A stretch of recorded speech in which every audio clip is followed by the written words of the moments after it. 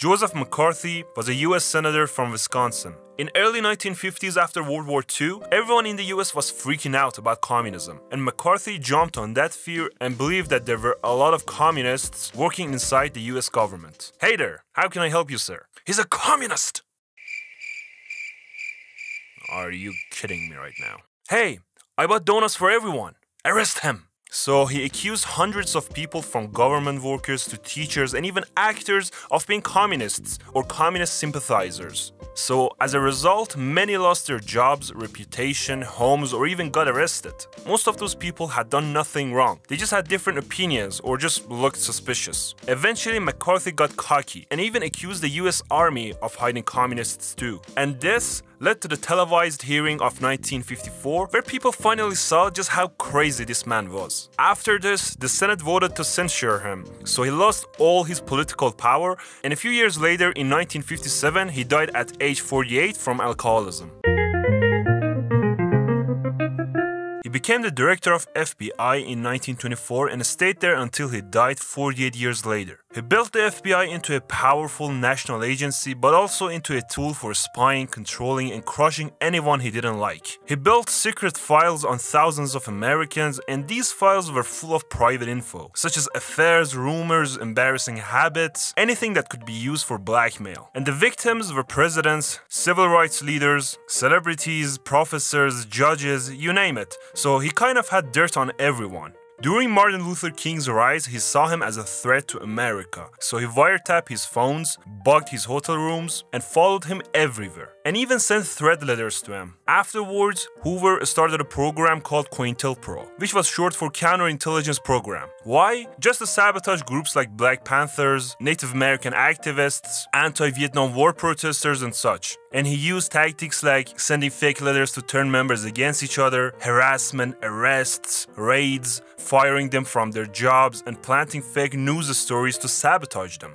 And while he was busy dealing with these things, he ignored extremist groups like KKK and even said publicly that mafia didn't exist. Hoover always preached morality and American values, but when it came to himself, he used FBI resources to cover up rumors about his own private life and kept his job through intimidation and not merit. And he also let his personal grudges dictate FBI actions. Hoover was never elected and no one could fire him, not even the president himself, so he stayed in power for decades by keeping people afraid of him.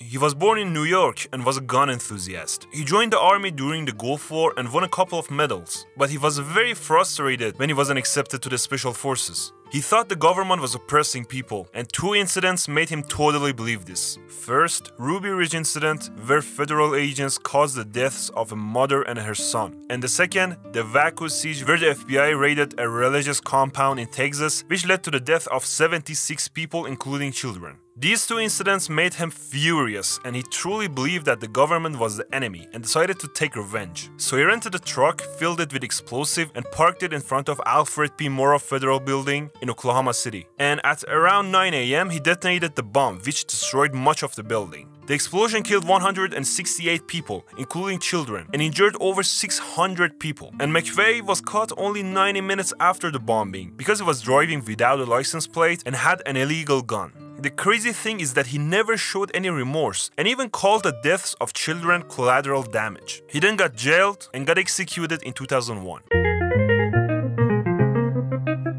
John Milton Chivington was a Union Army officer during the Civil War. Before the war, he was actually a Methodist preacher and an abolitionist, which makes what he did later even more shocking. In 1864, a group of Native Americans had set up a camp near Sand Creek in southeastern Colorado. They were told by the US government and the local military that if they camped there peacefully and flew an American flag, they would be protected, and they believed they were under US protection. But Chivington didn't care about this. On November 29, 1864, he led around 700 soldiers to attack their camp. They attacked at dawn with no warning. Since the native men were mostly out hunting, the camp was full of women, children, and elderly. And Chivington's men killed over 150 people. Most of them were unarmed women and children. And afterwards, they even paraded with their bodies around Denver like trophies. Chivington defended this massacre, saying the native people were savages and that nits make lice, meaning he thought killing killing native children was justified, and he was never punished for his actions. If you're liking the video so far, please subscribe.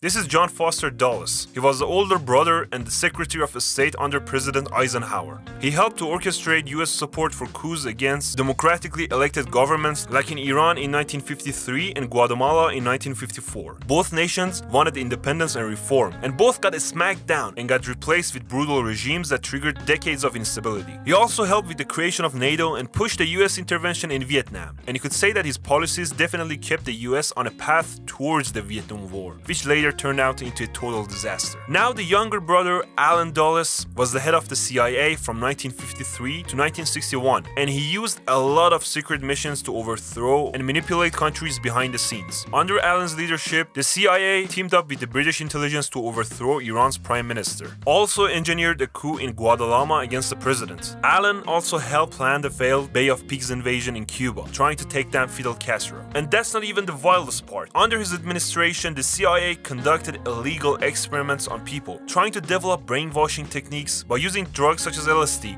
and torturing them. Their decisions in global politics made millions to suffer and also made a lot of enemies for the US.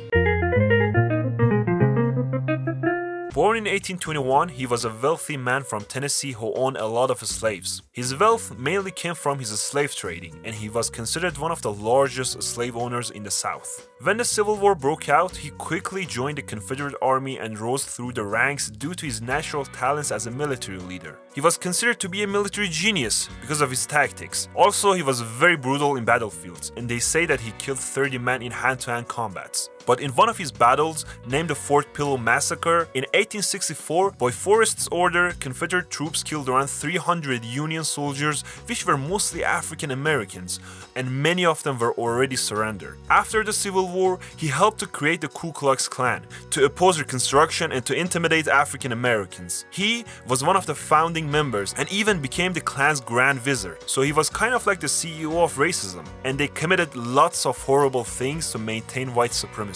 But over time he distanced himself from the Klan and made efforts for reconciliation, but no one can deny that he was behind the death of lots of innocent African Americans. And he eventually died of diabetes in 1877. I mean, the man survived all those hand-to-hand combats only to lose to sugar. Andrew Jackson was the 7th US president and easily one of the most brutal ones. In 1830, he signed and aggressively enforced the Indian Removal Act, which gave the federal government the power to forcefully relocate Native American tribes from their ancestral lands in the southeast to the west of Mississippi River. This law led to the Trail of Tears, where at least 60,000 Native Americans were removed, and around 10 to 15,000 people died from diseases, hunger, and exhaustion during these forced marches. Jackson claimed it was for their own good, but really it was for the white settlers who wanted fertile lands for farming, especially for cotton and slavery. Later, the US Supreme Court ruled that Georgia couldn't interfere with Native American lands. It was a rare moment where the court actually sided with native rights. But Jackson ignored the ruling and basically said, "Screw the law, I do what I want." So he supported slavery in its expansion into new territories and used all his power to suppress abolitionist movements. Now, don't get me wrong, beside the horrific evil things that he did, he also did some great things for the country. If you want to know more about him, check out my US President's video. William Walker was an American doctor, lawyer, journalist from Tennessee. He was a hard believer in manifest destiny and was in love with the idea of starting his own country. So in 1853, he and a small group of men went to Baja California and, okay, this is the Republic of Sonora from now on. What? Get the hell out of here. Pfft, we have enforcement. After failing, he tried his luck with Nicaragua. Back then, there was a civil war going on between the liberals and conservatives at the time, and liberals desperately hired Walker with a small army of Americans, and Walker actually started to win battles, and eventually won the war. But then, thank you for your help. Please accept this. You might want to add that to the treasury. Why? Because I'm the president now.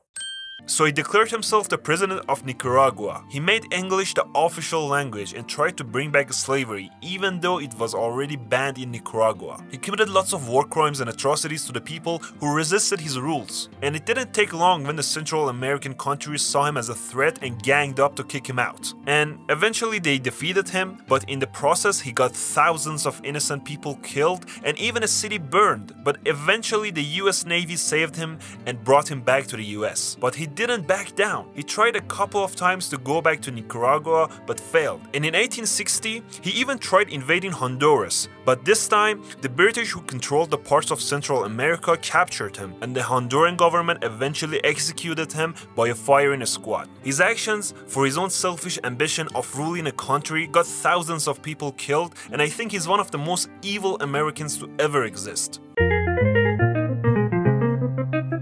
In 1950s, Jim Jones founded the People's Temple. He started off simply as a preacher, talking about racial equality and social justice. Man, he's talking about social justice. Let's trust him with our lives. I don't know what you're talking about. He's clearly manipulating people. I mean, look at him. Anyways, I'm just here for the free Kool-Aid. He gave people diseases only to heal them miraculously, controlled them by fear, and convinced them that he had divine powers. In 1977, his messed up actions started to surface, and people were starting to realize that he was a lying piece of garbage. So he decided to move his followers to a small town in Guyana, South America, and called it the Jonestown, and promised them that it would be a paradise far away from the US. And there, he created an isolated community and used violence and fear to keep them loyal. He made them work long hours and cut them off from the outside world. But slowly, he became paranoid and noticed that he was losing popularity. So he faked his assassination for a couple of times. In 1978, there were concerns about what was going on down there. So the US sent a Congressman Leo Ryan and a group of journalists there. Help me! Help me! Okay, that's it. Jim, knowing that he was forced his followers to drink a cup of Kool-Aid laced with cyanide, and soon over 900 people, including children, lay dead. And Jones himself died from a gunshot wound, which was probably self-inflicted.